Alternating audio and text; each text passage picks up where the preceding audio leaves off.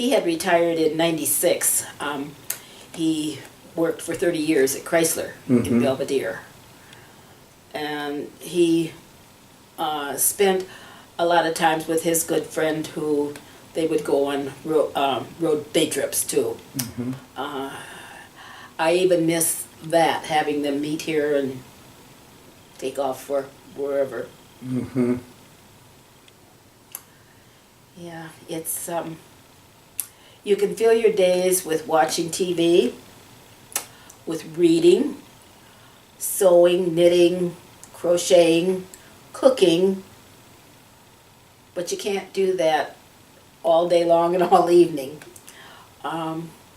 It just,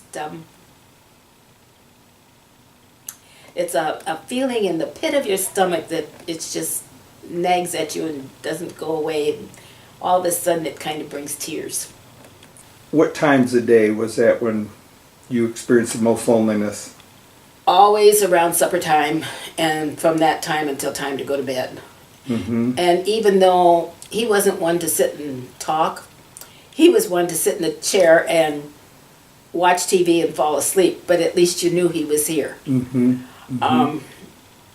It's just making a meal for someone, just one person, is completely different when you're used to cooking for more people. That's a little tricky. And I miss the early morning times when we would get up and go for a day trip.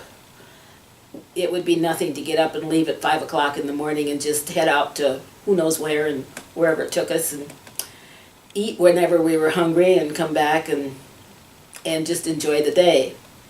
I miss that. So you and Ron were early birds then? We were.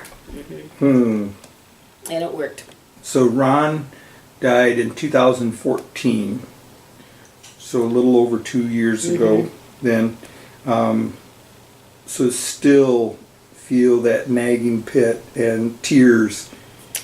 I think that probably a person always does. There are always little things that bring back little memories.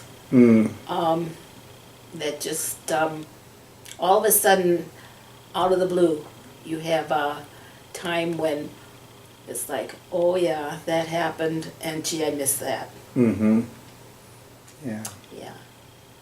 So, in the same way with Kevin. With Kevin, it's like I'll find stuck in a recipe book or something, a little note that he had written when he was in school. And you save all that stuff because it's precious now. Where at one time I probably would have thrown it away. It was like, well, why am I keeping this? But now I know there's a reason to keep it.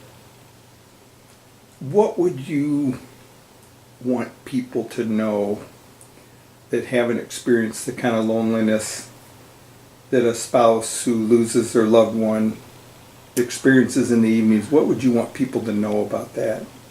I guess that it's okay to talk about your spouse, about, the person who's deceased. Some people find comfort in that and other people don't. I happen to like talking about my son and my husband. That does not upset me at all.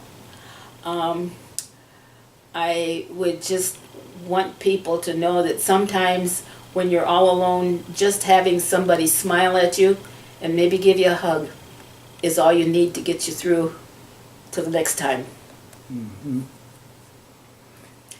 It's okay to offer to take them somewhere.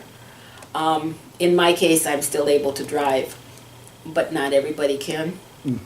Not everybody can get around and walk and get their groceries and stuff done. So I would think that in the case of an older person, not that I'm not old, but of an older person who doesn't get out and is not able to do that, offer to do things. And don't just say, call me if you need me. Go and say, I'm here, what can I do for you today?